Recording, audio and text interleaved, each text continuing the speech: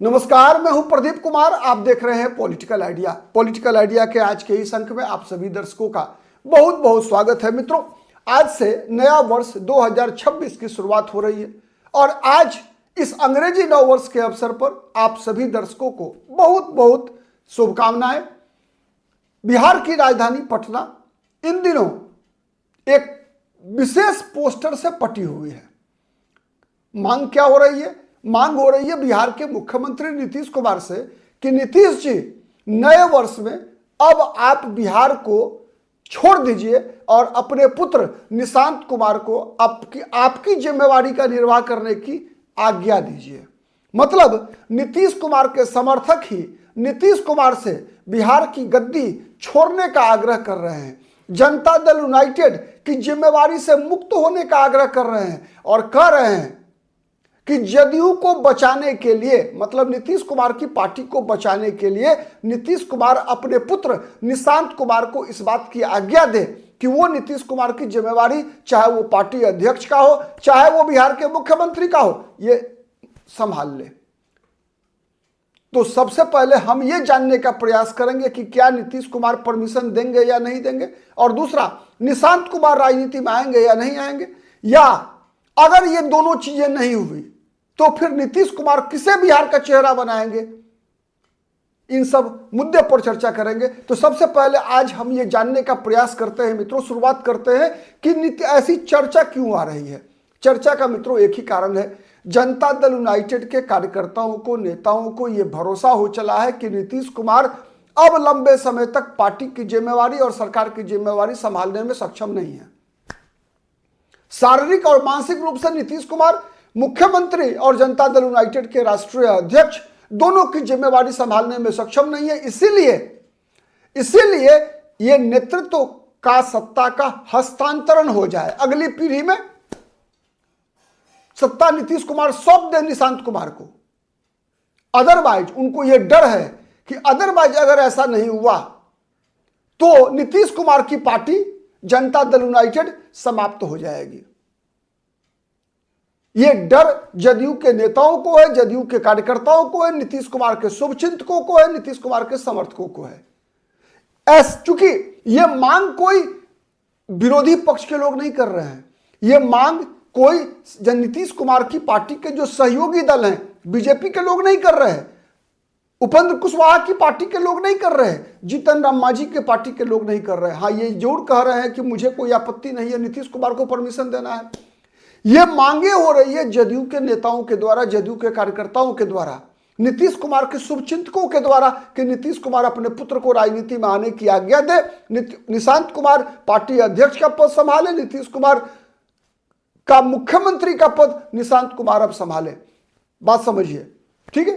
तो एक स्थिति यह है। दूसरी स्थिति बनती है कि क्या नीतीश कुमार परमिशन देंगे। मित्रों, जहां तक मेरा मानना है, और आप लोग कितने सहमत हैं कमेंट करके जरूर बताइएगा, मेरा मानना है कि नीतीश कुमार के पास केवल एक यही थाती बची हुई है।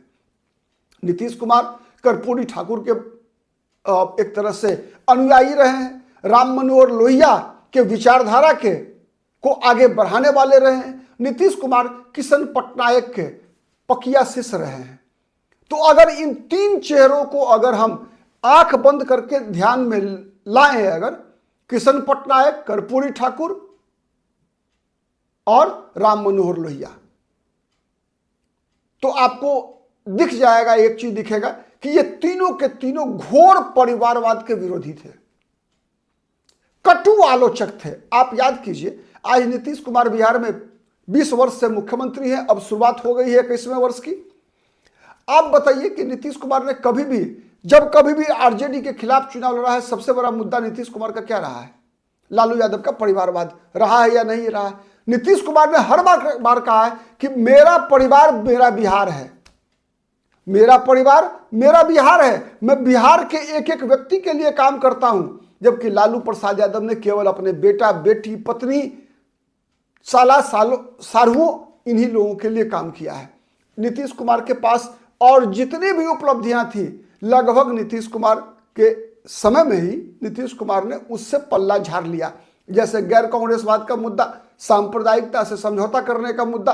आज नीतीश कुमार बीजेपी के हर एजेंडे के साथ हैं, चाहे वो CAA रहा हो, चाहे वो वक्फ बोर्ड एक्ट रहा हो, हर के साथ रहे। नीतीश कुमार लालू यादव के साथ गए, भ्रष्टाचार से कंप्रोमाइज किया।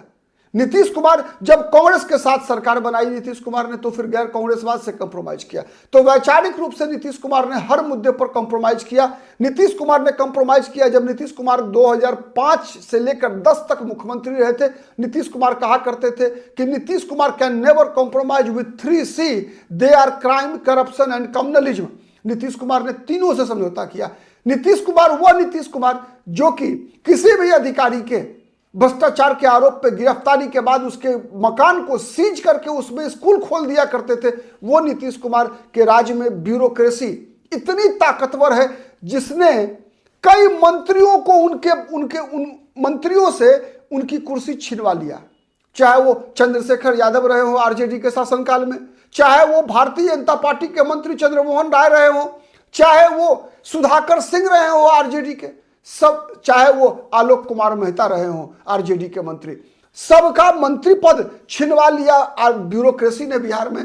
इसलिए कि ये सभी मंत्री ने बिहार के नौकरशाहों से टकराने की कोशिश की थी, लेकिन नीतीश कुमार ने हर वक्त अपने नौकरशाहों का साथ दिया। अभी भी फिर एक मंत्री बिहार सरकार के टकरा रहे हैं नीतीश कुमार के ब्यूरोक्रेसी से। विजय सिन्हा उप मुख्यमंत्री भी हैं, देखते हैं इसका परिणाम क्या होता है। तो नीतीश कुमार ने क्राइम से भी कंप्रोमाइज किया, करप्शन से भी कंप्रोमाइज किया, कम्युनलिज्म से भी कंप्रोमाइज किया है नीतीश कुमार। इसीलिए अब नीतीश कुमार को देखना है कि परिवारवाद से कंप्रोमाइज करते हैं या नहीं करते। यह अंतिम नीतीश कुमार के पास थाती है। दूसरा एक और सवाल है कि अगर नीतीश कुमार ने कंप्रोमाइज कर भी लिया तो क्या, सवाल नंबर 2 है मित्रों, कि क्या आज तक आपने किसी सार्वजनिक कार्यक्रम में निशांत कुमार को किसी भूमिका का निर्वाह करते हुए देखा है जिससे यह दिखे कि निशांत कुमार के अंदर एक नेता का गुण है, नेतृत्वकर्ता का गुण है? कभी भी किसी भी कार्यक्रम में देखा है निशांत कुमार को आपने? शायद मुझे नहीं लगता कि बिहार में किसी ने देखा होगा। जब निशांत कुमार के राजनीतिक कौशल से, क्षमता से, नेतृत्व क्षमता से कभी कोई प्रभावित हुआ हो, क्योंकि पब्लिक डोमेन में, पब्लिक प्लेटफॉर्म पे कभी निशांत कुमार होते ही नहीं है। सच है या गलत है? इसका मतलब क्या है? और जब जब निशांत कुमार से पत्रकारों ने कुछ पूछने का प्रयास किया, निकल कर क्या आया? निकल कर यह आया कि निशांत कुमार जो काम में उनकी इच्छा है उसमें रमे हुए हैं, वो भगवान की भक्ति में रमे हुए हैं, कीर्तन भजन करने वाले व्यक्ति हैं। राजनीति से कोई माया मोह नहीं है निशांत कुमार को, जहां तक मेरा अनुमान है। ये बात कितने लोगों को पता है, कितने लोग समझ सकते हैं, कमेंट करके बताइएगा ये बात। ठीक है, तो 2 बातें हो गई। नीतीश कुमार उम्मीद कम है जो परमिशन देंगे। दूसरा, अगर नीतीश कुमार ने परमिशन भी दिया तो क्या निशांत कुमार की इच्छा है राजनीति करने की? मुझे नहीं लगता। आपको क्या लगता है? कमेंट करके बताइएगा। अगर ऐसा नहीं हुआ मित्रों, ये दोनों चीजें नहीं हुई, नीतीश कुमार ने परमिशन नहीं दिया और निशांत कुमार राजनीति में आने से मना कर दे, कुछ भी दोनों में से, तो फिर विकल्प क्या है? एक विकल्प है, मैं बता रहा हूं। नीतीश कुमार, अगर नीतीश कुमार को ऐसा कुछ करना पड़ा तो जिस एक चेहरे के साथ नीतीश कुमार जा सकते हैं, वो चेहरा उन्हीं के जिले का रहने वाला है, उन्हीं के जिले के रहने वाले हैं, नालंदा जिले के हैं, उन्हीं की बिरादरी के हैं, उन्हीं की जाति के हैं। नीतीश कुमार के ही नेता बिहार में कर्पूरी ठाकुर के शिष्य हैं। वो अभी वर्तमान में बिहार में ग्रामीण विकास मंत्री हैं। मैं बात कर रहा हूं श्रवण कुमार की। और इस नाम पर, यही एक नाम ऐसा है जिस पर बीजेपी भी तैयार हो सकती है।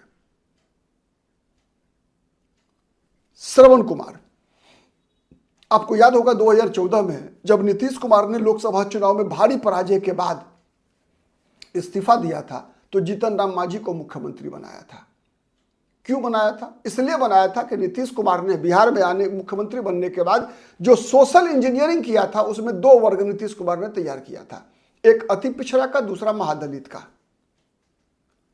तो नीतीश कुमार के साथ उन दिनों पासवान जाति के लोग छोड़कर दलित में जितनी भी जातियां हैं सब के सब नीतीश कुमार के साथ हो गए थे। कई योजनाएं नीतीश कुमार ने चलाया था 2010 से लेकर 2015 के कार्यकाल में, और उसका लाभ भी मिला था नीतीश कुमार को। 2014 के लोकसभा चुनाव में जो नीतीश कुमार को 14% लगभग वोट मिला था, उसमें सबसे ज्यादा अगर संख्या किसी वर्ग की थी तो वो वर्ग था अति महादलित वर्ग। अति पिछड़ा तो नरेंद्र मोदी के लहर में बह गए थे। सबसे ज्यादा नीतीश कुमार को मत मिला था महादलितों का, और उसी का कर्ज चुकाने के लिए नीतीश कुमार ने जीतन राम मांझी को मुख्यमंत्री बनाया था। लेकिन जब जीतन राम मांझी के नीचे से कुर्सी छीनी नीतीश कुमार ने, उसके बाद से वो वर्ग भी धीरे धीरे छिन्न भिन्न होता गया। अब तो अलग अलग जाति के अलग अलग नेता हैं, अलग अलग क्षेत्र में अलग अलग नेता हैं, चाहे वो वाल्मीकि समाज के अलग, पासवान समाज के अलग, मुसहर समाज के जीतन राम मांझी हैं, दक्षिण बिहार में, उत्तर बिहार में अलग अलग नेता हैं, कोई ऋषिदेव हैं तो कोई सदा हैं। ये परिस्थिति बनी हुई है। तो ग्रामीण विकास मंत्री श्रवण कुमार, जो कि अभी बिहार विधानसभा में सत्ताधारी दल के मुख्य सचेतक भी हैं, 1974 छात्र आंदोलन की उपज है नीतीश कुमार की तरह ही श्रवण कुमार भी। कर्पूरी ठाकुर के शिष्य हैं नीतीश कुमार की तरह ही श्रवण कुमार भी। श्रवण कुमार भी हजारीबाग जेल में बंद थे आपातकाल के दिनों में, और कर्पूरी ठाकुर के एकदम शिष्य थे। कर्पूरी ठाकुर ने ही 1985 ईस्वी में नालंदा विधानसभा सीट से इनको टिकट दिया विधानसभा चुनाव लड़ने के लिए। पहला चुनाव लड़े थे, मात्र 2400 वोट इनको मिला था पहला चुनाव में। मित्रों, 1985 का विधानसभा चुनाव, इंदिरा गांधी की सहानुभूति लहर के रथ पर कांग्रेस सवार थी। जो कुछ थोड़े बहुत जीत गए थे विपक्ष के उम्मीदवार, वो उनकी बड़ी बड़ी उपलब्धि थी। 2400 वोट मात्र आने के बाद महीनों तक श्रवण कुमार कर्पूरी ठाकुर को चेहरा दिखाना नहीं चाहते थे। जब कुछ अधिक समय हो गया तो श्रवण कुमार को कर्पूरी ठाकुर ने संदेशा भिजवाया, तो श्रवण कुमार मिलने पहुंचे। तो श्रवण कुमार ने कहा कि मैं तो शर्म से आपके पास नहीं आ रहा था, कि चूंकि आपने जो भरोसा मुझ पर व्यक्त किया था उस भरोसे पे हम खड़े नहीं उतर सके, हम तो मात्र 2400 वोट लेकर आए। तो कर्पूरी ठाकुर ने कहा था कि मैंने तुम्हें टिकट चुनाव जीतने के लिए नहीं दिया था, बल्कि चुनाव लड़ने के लिए दिया था, तुमको नेता बनाने के लिए दिया था, क्योंकि तुम्हारे अंदर नेता का गुण है।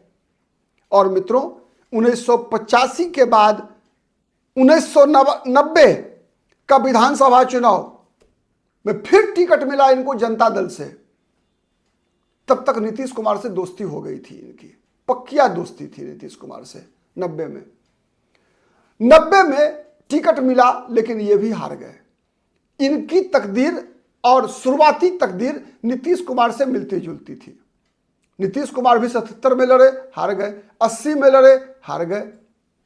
पहली बार 1985 में विधानसभा चुनाव जीते, लेकिन श्रवण कुमार भी 85 में लड़े, हार गए, 90 में लड़े, हार गए।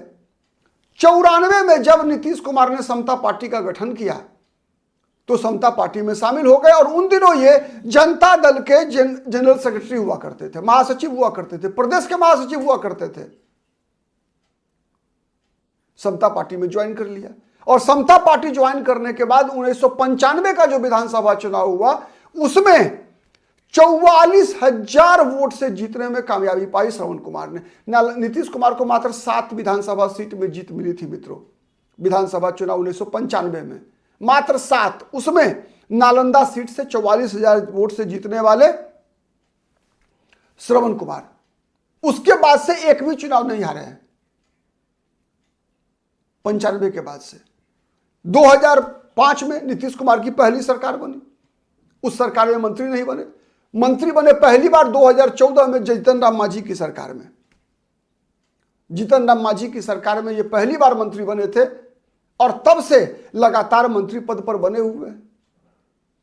और जब पहली बार मंत्री बने तो अपने क्षेत्र में इतना काम किया कि आज तक नालंदा के लोग याद करते हैं, और अब तक उसके बाद से कभी भी चुनाव हारे नहीं हैं। हर विपरीत परिस्थिति में नालंदा ने इनको जिताया है और इन्होंने नीतीश कुमार का साथ नहीं छोड़ा है।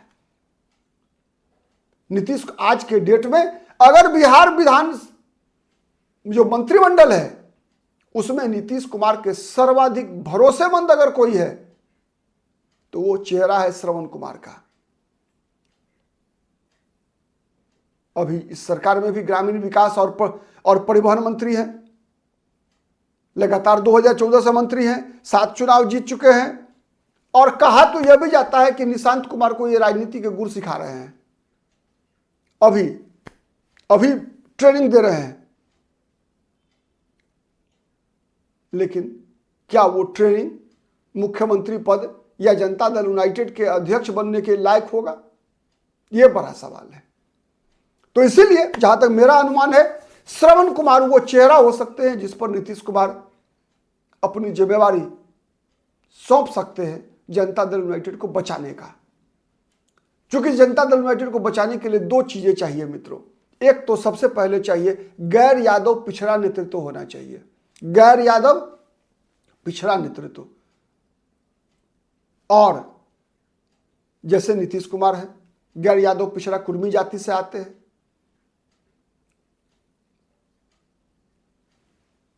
तो ये, और दूसरा, जिस प्रकार की राजनीति, जिस विचार की राजनीति, जिस कर्पूरी ठाकुर राम मनोहर लोहिया के धारा की राजनीति नीतीश कुमार ने किया है, जिस कारण से बिहार का जो ये गठबंधन की राजनीति है, जिस गठबंधन में अभी भी नीतीश कुमार हैं, एनडीए में है, जिसमें भारतीय जनता पार्टी, चिराग पासवान की पार्टी, जीतन राम मांझी की पार्टी, उपेंद्र कुशवाहा की पार्टी है, अगर सबके सामाजिक समीकरण को केंद्र में रखकर देखेंगे तो आपको स्पष्ट दिखेगा कि जदयू का मतलब क्या होता है।